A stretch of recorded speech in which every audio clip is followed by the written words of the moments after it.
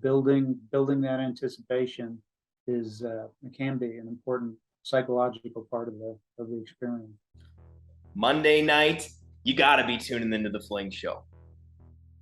My favorite night is Monday nights. Tune into the Fling Show. Bye. Monday nights are Fling Show nights. Hey everybody, tune into the Fling Show on Mondays. Lone Star dislikes it. My favorite night's Monday night Fling Show night. Tune into the Fling Show on Monday nights. Luke loves it. The Fling Show. The Fling Show. Y'all wanna know about the mystery of flight. You wanna hear about the scene done right. So kill your TV and just come outside. We're gonna take you on a beautiful ride. The Fling Show. The Fling Show. The Fling Show. The Fling Show. The Fling Show. Well, folks, our first veterans-only event is in the books. We did have a few minor hiccups, but I think that overall, it was a pretty good event. I wanted to thank you all one more time for the sacrifices that you made for me, my family, our fellow disc golfers, and our countries. We are fortunate enough to have an all-star team of volunteers today. Every single one of them came in clutch, and I am extremely grateful. I hope one day I can return the favor. Thank you, Chris Fennell, for all your help and dedication to this event. I want to thank my Fling Show family for all their help in running this event. And of course, a huge thanks to our event sponsors, for whom I am totally grateful for. Lone Star Disc, not only do you sponsor the Fling Show, but you sponsored this event as well, not only with the money that these players played for, but a beautiful disc as well in the player pack. Bogey Free Club and BZ Strict, the trophies are amazing and absolutely beautiful, and you knocked them out of the park. We'd also like to thank the Taste-A-Lod, the Drive Disc Golf, and also donations from Zanfil, and of course, Still Banging, chipping in CTPs and items as well. We'd also like to thank Four Chains Disc Golf, Armory Disc Golf, Jim Dean from Spring Valley Disc Golf Club, Carl James, and the Thistle Draft Shop. And of course, the Northside Christian Church for being so supportive of our veterans and our disc golf community. I have run many events on their grounds, and they have always been extremely accommodating. I did want to read one of the replies we had to the event. It said, "Hey dudes, big shout out to Chris Fennell, Lone Star Disc and the Fling Show, and everyone else who helped with the Veterans Day tournament yesterday. It was easily the most generous and kind-hearted veterans-related event that I've experienced. I was absolutely blown away. It has me starting to make my bag a Lone Star bag. If you have a solid forehand, you need the walker. Not gonna lie, this has been one of the toughest weeks of my life, and this event really helped brighten a difficult time. Thank you so much." When I say that I got back way more than I could have ever given, that right there says it all. Thank you, sir. Thank you for your participation. Thank you for everything you do for this country. And we salute you. And finally, folks, we got to talk about the play. First off, I would like to thank the 5 brand new players who came out to play the event. Quite amazing. Never have played the course before, never played disc golf before. They came out, and thank you so much to the players who played with them and your patience on teaching these young gentlemen the game that we all love. But next, we need to get to the winners. So let's start off with the alphabetical order. Air Force. Who was first place? Mr. Connor O'Boyle. He also had the hottest round of the day at a 65. He took it over George Avery, who came in second place. And in third place, Kevin Wyhoff rounded out the field in the Air Force field. Now in the Army field, Mr. Matthew Jewett and Jeremiah Sibley both tied with the 69 for first place, with Josh Poteet, David Reimer, Chris Fry, and then Dustin Patton and Robert Gordon both tying for sixth place. Congratulations to you, gentlemen. In the Marines division, you had Clayton Krishnick taking home the win with the 62, Tyson Floyd with the 69, Jeff Cooper, followed by Clay Helslow and Joshua Mayer. Congratulations to you, gentlemen. And in the Coast Guard division, we had Ryan Wilbur shooting a 67, Brad Temple 72, followed by Tyler Newhall and Corbin Sadler.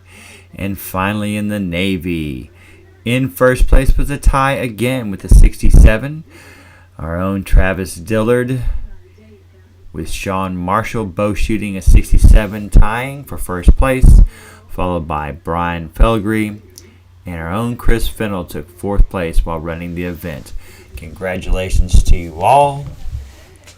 Can't wait to see you next year. Thank you for all coming. Y'all have a great night. Peace.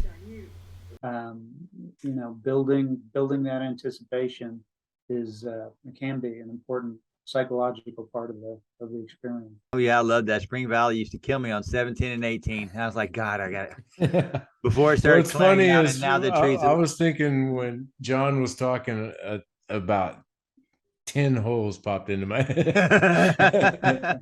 They're just some that you're like, oh man, Yeah. it's the last one, and Nemesis. you're tired, right? You're kind of tired. You're mentally a little bit tired. You kind of focused a lot, and then all of a sudden it comes down to the last 6 shots.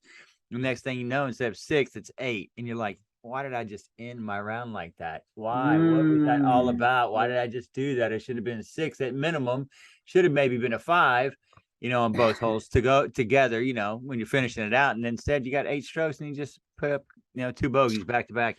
It just kind of makes you go off the round, which is always funny. I used to cook at Spring Valley. And so when people would walk up the hill, it was always amazing. I found out that no matter what, no matter if a guy shot 11 down, it was always, oh, I could have done better. Oh, I missed this shot. It's never, I've seen people shoot 14, 15 down. And so I was like, man, I should have had. I'm like, the success, it's like they don't want to take the success or accept that success. They always remember those few shots that maybe just, I'm not saying it was a failure, but it just didn't go their way. But those are the ones they remember. That reminds me of Nolan Grider's comment when he shot at 18 down. They said, what happened there? And he goes, how'd you do that? Whatever. He's like, I missed that putt on hole 15. That's all he was thinking about, Yeah. No, right.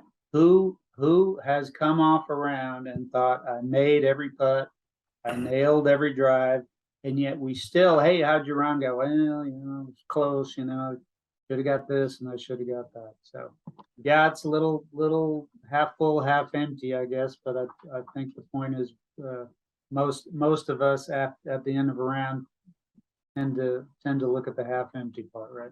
It's fun. Well, I had one more question that I wanted to. It's always bugged me, and I thought you might could shed some light on it. We're finally going to see if we can get to the bottom of it after all these years. It's not anything big. It's just like I have this. Chris knows me. I've always had this kind of not hatred, but just like I don't understand worlds.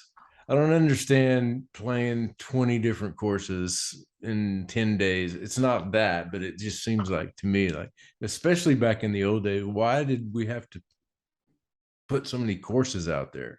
Why couldn't we just play one track? It seems like everybody wants in on, having their course. Is it because of the sheer numbers of people? Well, at some level, yeah. I mean, if you want to let in that many people, you have to have a place to put them. So that requires more courses. I think one of the things that's been going on, because you don't see that at Worlds anymore, right? I think 2017, when I think that was the first year that Pro World broke off from Master World, and it was just 2 courses, right? We did W.R. Jackson and Fort Gordon that year, and I mean, the only reason I remember that year is because I was so involved in it. But I think at the pro level, there's always been a tension between, we love being able to experience more courses, and we hate having to practice more courses, because we want to play the best we can. And the traditional model for Pro Worlds was always 4 courses, as I recall. So when we did Pro Worlds in Port Arthur 94, 95, we had 4 courses. And I think, pretty much all the ones leading up to it and subsequent years, that was the model. So, but when you want to accommodate more people, more courses is the only way. So now you have the tension between, do we want to cut down on the number of courses, or do we want to let in more people? And I think part of what's happened is, each division, right, only plays, you guys would know better than I, especially because Chris was just there, 4 courses at Worlds. Chris would know, yeah. No, Chris we knows. only played 2. We played we played Blue, and then we played Sunset, and we just we went back and forth between them. Played them each twice. Okay. Yep.